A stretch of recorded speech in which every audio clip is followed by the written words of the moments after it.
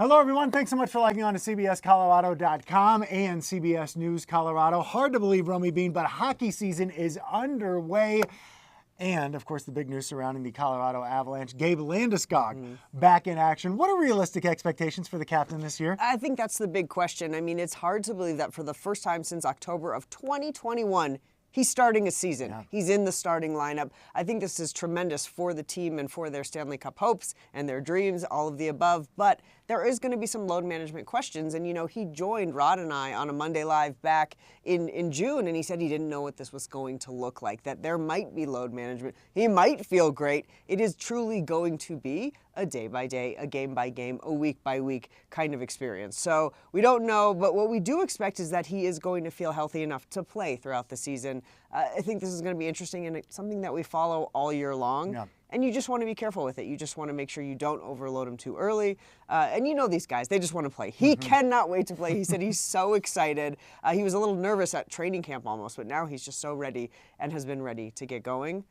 But we'll see how it goes as the season goes. Well, and you mentioned load management. Look, the most important thing for this team and organization, as the hockey players would say, yes, thank you, is to be there at the end of the year, because this is a team that yet again has aspirations of winning a Stanley Cup. What will need to happen in order for that to happen? Well, you know, it's funny when you say load management, because that's like a dirty word in hockey. Yeah. You know, basketball, they're like, sit as long as they can. They hate it. I remember even after the Cup run, we asked about load management, and Jared Bender was like, who are you people? Get out of here. Right? Don't cover the Nuggets. Right, yeah. So they don't like to do that. So that, again, that's going to be interesting with Gabe Landeskog. But they have the depth. They believe that this is their deepest team since the Cup run. And I think we can say very fairly the past few years, Gabe Landeskog not being there has been felt. It has been a tangible missing piece in the dressing room, in the locker room, and on the ice. You know, the big guy standing in front of the net, what he does in both ways. So I just think that is just massive for them. You can't overstate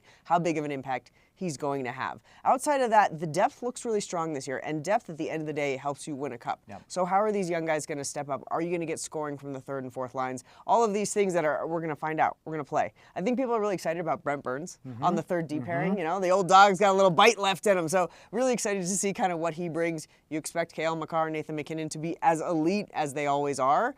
So from your top guys, you don't expect any fall off. What do we see kind of from some of the bottom six? And that may have been what has held this team back over the last couple of years. As I mentioned, they've had cup aspirations but have not had a chance to bring one home since they did so back in 2022. So, of course, something that you will continue to follow. And this is, like, you got the trifecta, right? Of course, Broncos in full swing, the Avs starting, and then the Nuggets are going to be starting pretty soon, too. What do you expect out of them? Oh, I mean, your expectations are really high for the Nuggets right now. I'm not trying not to get ahead of myself, but this team on paper is the deepest team they have had in the Nikola Jokic era, right? And you look at everything David Adelman said he was going to do in regards to depth, in regards to supporting Nikola Jokic, he's done. Jonas Valanciunas, I think, is one that we're so excited to see what he's going to do and how many minutes off a night they will be able to give Jokic. But also, he said he's going to play Jokic and Jonas together. And that feels like an unstoppable tandem. It's going to be amazing to see what they do. Jamal Murray, the charge has been for him to be in better shape. Yep. To not work his way into game shape, but to start in shape.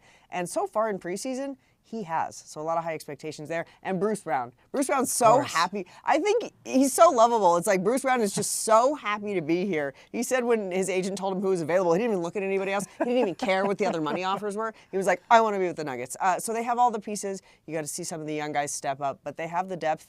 On paper, this roster looks dangerous. Certainly a lot to look forward to. It is a good time to be a sports fan in Colorado. Romy and the rest of your CBS Colorado sports team will have it covered for you right here on CBSColorado.com and CBS News Colorado.